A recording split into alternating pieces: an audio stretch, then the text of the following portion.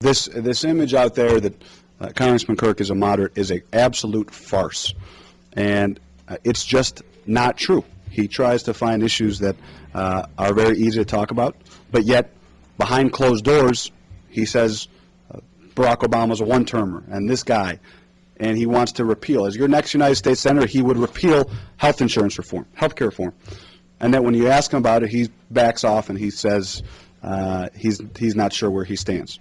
He says that Sarah Palin wouldn't be a vice presidential choice that he would choose, and yet behind closed doors he begs for her support.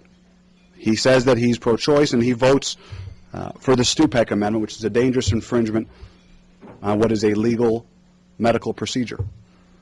He's against the repeal of Don't Ask, Don't Tell. He's against the repeal of DOMA. He votes against one of the largest middle-class tax cuts in this country's history, yet he votes for tax cuts for the wealthiest 1%. Again, if those are his views, let's have that conversation. Let's have that debate.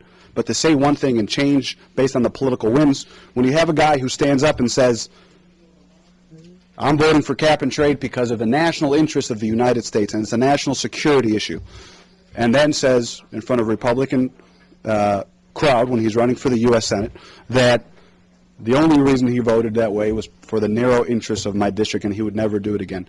At some point we want principle. At some point we want leadership. And so far he hasn't evidenced that. And again, let's talk about those issues going forward.